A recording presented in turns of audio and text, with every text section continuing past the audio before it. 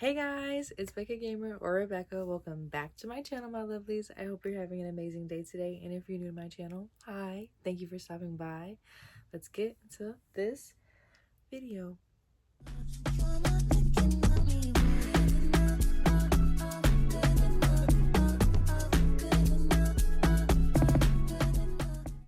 I have my sweet boy here. Actually, 3 of the cats are in my room today, so we'll see how long that lasts. This is Kai. He's my sweet boy. I have Haven over there and Pumpkin over here. Today is a very chill, laid back day. Got natural hair, no makeup, just lip gloss. It is already the 10th of August. Hopefully I'm getting this video out today on the 10th. And I haven't done my what I read in August. And I actually read 5 books in August. So let's talk about all of these books. So today, just a little rant. I'm supposed to be at work today, but my cat Pumpkin was throwing up quite a bit this morning, and so I'm having to monitor her, my poor baby. She really scared me this morning, but I think we're getting through it. It seems like she's getting better. She's just resting a lot. But I have to check on her every 30 minutes, and I'm trying to find little things to do in between to distract myself, because I am worried about my Punky Wunky Bo Punky, and that's one of the reasons why I've let the cats stay in the room, because they're here for support, even if they make noise, so I hope they don't bother you, but let's get into it. The first book I have is Festival. This is written by Christopher Golden and Tim Leben and illustrated by Peter Bergting. I believe that's how you say those names. This is about a music festival, and it is on the grounds of a Viking slaughter that happened many years ago. And so strange things start happening that is related to the massacre, and it's like a horror take on a music festival. It's really short, and there are illustrations in the book. This was really fun. It was short, obviously, it's very short, so it's not like a full drawn out plot or anything. This is in multiple POVs, and I'm not normally a fan of multiple POVs, but I thought it was done pretty well in this book. It kept the short story going, and it kind of kept you like still intrigued even if you were on a different plot line. And I think the way this book intertwined like the Viking culture with the music, I thought that was really cool, even if it has like a horrific thing about it. I don't know. There were a few errors in here that kind of took me out of the story, and honestly I could have used like 20 more pages of this book for me to really feel for what's going on. And quick endings are never really my favorite. I've enjoyed a quick ending before, but 9 times out of 10 I don't enjoy them, and that's kind of how this ended. It kind of just like wrapped up in a paragraph, and it was ominous. I give it 3.5 out of 5 stars. I rounded it up to 4 on Goodreads because this artwork is really good. So, had to give it its creds. The next book, we're going into unfamiliar territory. We have Get a Life, Chloe Brown by Talia Hibbert. This is a contemporary romance, a regular romance.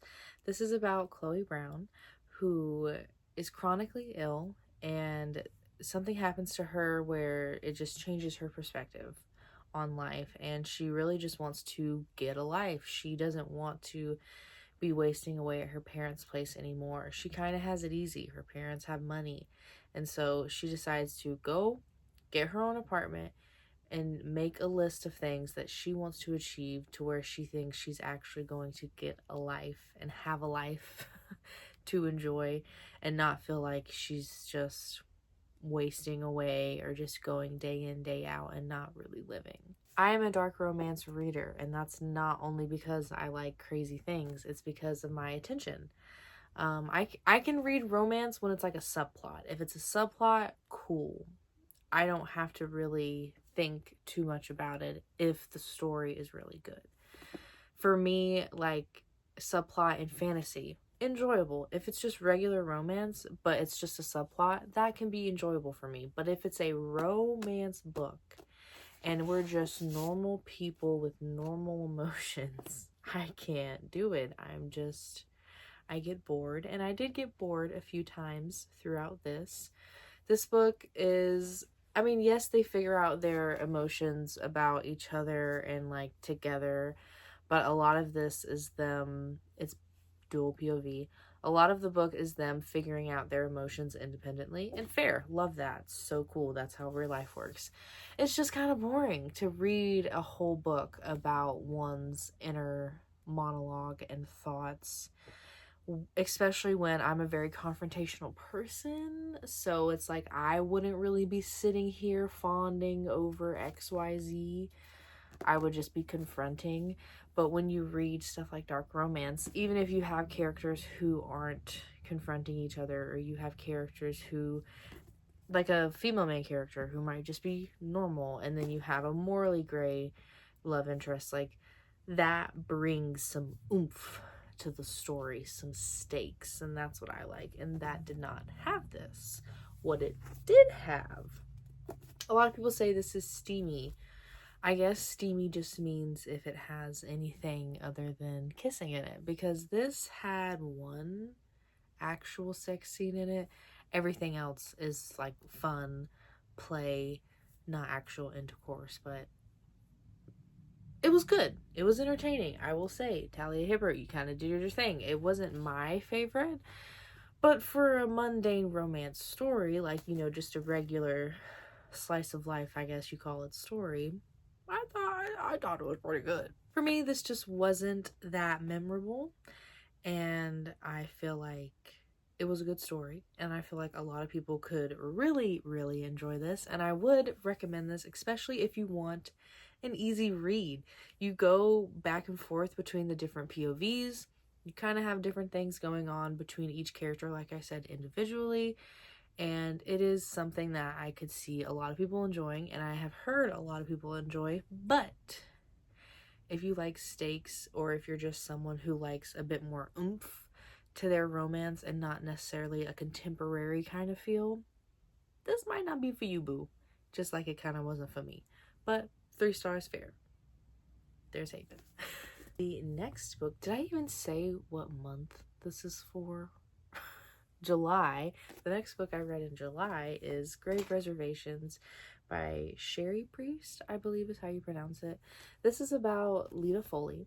She is a struggling travel agent. She's trying to build up her own business by being a travel agent for other people, but she's also a little bit of a sidekick, so she can kind of tell the future, but not in a way that's consistent, not in a way that has really helped much.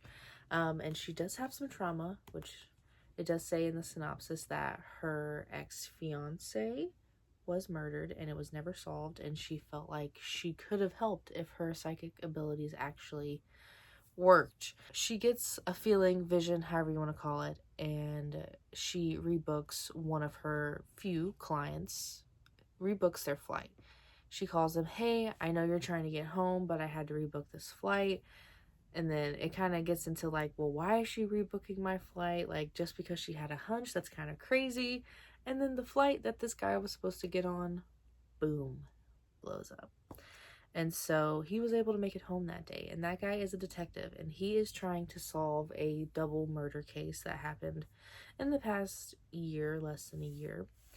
And he ends up going to Lita's office and talking to her. And it's just like, can you tell me what happened? Like, this is a little crazy.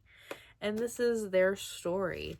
So basically, the police officer detective dude, he ends up asking for her help, not in like a, I think you're gonna solve my case, not in like a, I want you to be my assistant. I just want to hear if you have anything to say, if you feel any of those psychic tinglies, if you can let me know. And so it kind of starts off as something that's not so serious, but as you get on throughout the book, the seriousness or the gravity of the situation definitely increases. But throughout the whole book, it does kind of have like a fun vibe to it. It's not like a fun book, but your main character, and especially your main character's best friend, with their kooky personalities, they definitely bring the fun, lighthearted feeling back into the book. I just wasn't that crazy about the two female characters in here. They were kind of just okay, a little over the top for me. I will say, this is not an exciting mystery. So if you're someone who likes to take things slow when they read and they're not really into mysteries, I would start here. This was not something that like you had to figure out on your own, but it wasn't something that was really confusing that you'll just never have any guesses. But it's not super exciting. It's not really gonna just grab your attention and keep you hooked. It's not really a page turner, in my opinion. It's just like there's stakes and like they're kind of high because people have been murdered and there might be someone still out there because they are unsolved, but it doesn't really get action packed until the end, so you can't really expect that from the whole book. But it does have like a contemporary feel to it, even though we are talking about murder. So I mean, if you do like a kind of slower paced, I would definitely say you can get into this. I was just a little disappointed. I thought this would be a bit more fun. That's kind of how this was played out to be, or people recommended this and like, oh, a fun mystery, but it wasn't really fun. I mean, I guess if you count going to a bar and doing a show over and over again to be fun, then maybe, but it wasn't that fun to me. But the mystery was fine. I thought it was fine. I thought the characters were fine. I don't think it was bad. I just don't think it's the best mystery I've ever read, and it's definitely not the type or the pace of mystery that I enjoy. But ultimately, I feel like it didn't pique my attention as much as it should have, but I still enjoyed the story for what it was worth. So I just give it 3 stars. Sometimes I think about giving it 3.5 stars, but 3 stars on Goodreads. The next one is Dark Romance, Pretty Monster by Sheridan Ann.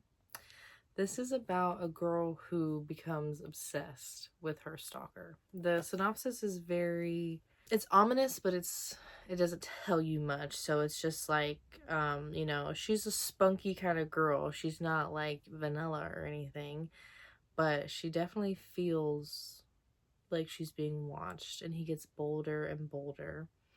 And she says, "While I know this is the stuff of nightmares, I can't help but feel electrified by how wrong it is. I should be calling the cops, but instead, each escalating encounter leaves me yearning for more. He's sick in the head, but maybe I'm just as unhinged, because whether I like it or not, I'm addicted to my stalker." I know, stalkers are not everyone's cup of tea.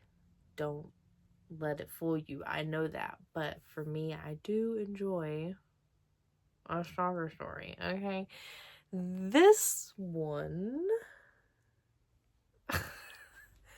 the first 2/3, I enjoyed. Like, everything. I know this main character can probably come off as a pygmy, or it's just annoying that all of the men in this story are attracted to her. For me, I don't give a fuck. Go off, queen. She knows what she wants. She's the type of character that's like, I'm gonna fuck around. I'm gonna be young. I'm gonna be stupid, and I'm not gonna let people shame me for that. Go off, queen. It's just in the last third, you do get the stalker's identity, which obviously I feel like was gonna happen either way. And I had a hunch of who the stalker could be, but I was like, I really hope my hunch is wrong, because, I was down for the spice. I was down for the angst, spice between her and other characters. I liked the fact that it wasn't just about her and the stalker. Like, there was other men. She was sleeping with other men. Like, it was fun, fucked up, funny. Loved it. The last third, though, it was good. The spice was good. Can't hold you. Can't hold you. It was. But the identity of the stalker just really took it out for me. And I can't talk about it. I can't give it away. But just like, and I can't express what I would have wanted to happen, because then y'all are going to think I'm really crazy. But if you read this, DM me. email me. We can't talk here. I have just been slacking. This next book, I didn't even write a review on. I completely forgot. So we going straight from the dome. House of Rayne by Harley LaRue. I really enjoy Harley LaRue as an author, and this kind of cemented it for me. So I read the Souls trilogy. So Her Soul to Take, Her Soul for Revenge, and Soul of a Witch. Really good dark romance trilogy. The first book is literally just about a girl who summons a demon. There's not really much else. But boy howdy, it's good. I definitely recommend it. And then I also read The Dare by her, which is a short novella that is the beginning of a series, which I have not started. I like one series by Harley LaRue and then a novella. So I wanted to try a standalone book to see how I would feel. Because I feel like series can really make me love an author, but it's just like, is it the series that I love, or is it the author, or is it both? So here we have House of Rayne. This is a very beautiful book.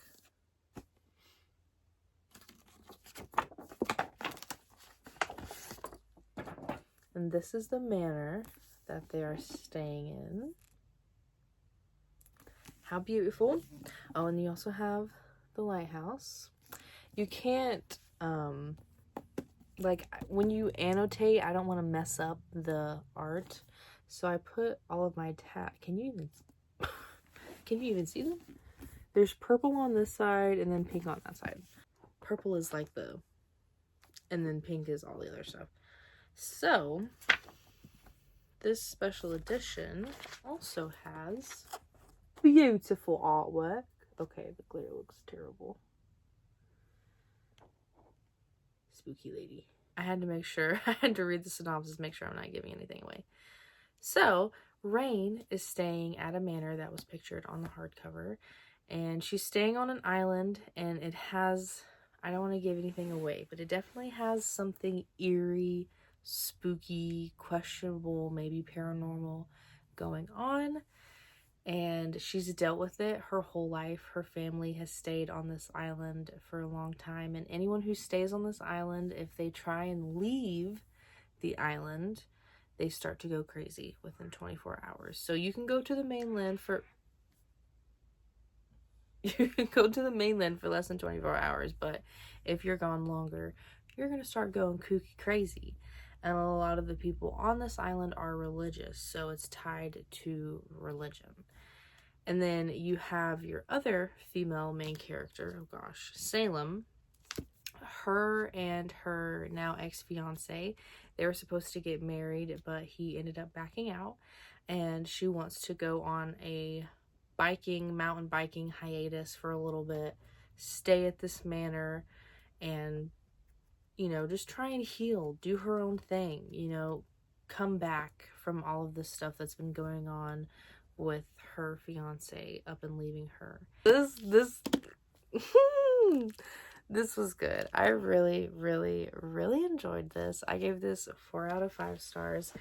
There were some things that kind of fell short for me. The story did feel very simple. It wasn't easy, and these girls definitely had to fight teeth and bone to get through this story, and that is what I really loved. It was very atmospheric, and I don't think it was insta love. I just think the bond was really strong from the beginning, and I think that Harley LaRue just did a really good job with, you know, these two characters didn't just fall in love. Like, they have their own things that they are dealing with, but the feelings that they have for each other, they don't just ignore it.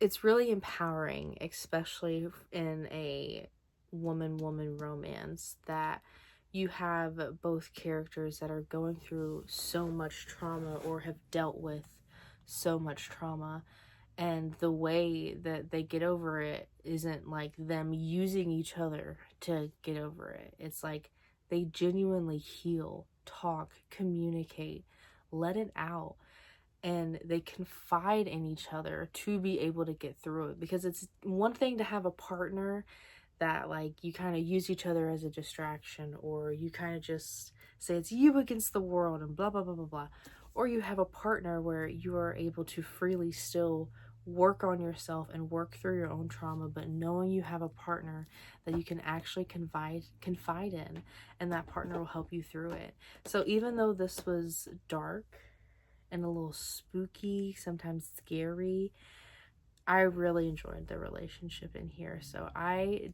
definitely recommend this. If you love a good sapphic romance, if you like good atmosphere, I totally recommend this. It's not perfectly written. There are some mistakes that might take you out of it a little bit, but this is really good. I cannot wait to get into Heart of the Room more. And that is all that I have for what I read in July. I had a good reading month. I mean, it's August 10th, like I said, and I have not read a book yet. So I am falling a little behind in August, but I think that's totally okay because I have read quite a bit in July. And this was actually my 24th book of the year. So I am one book away from 25 books, and that is the most that I've ever read in 1 year. So I think we're making great timing. I hope you guys have a great rest of your day. If you liked this video, go ahead and give it a like, comment if you can. I will see you guys in the next video. Bye!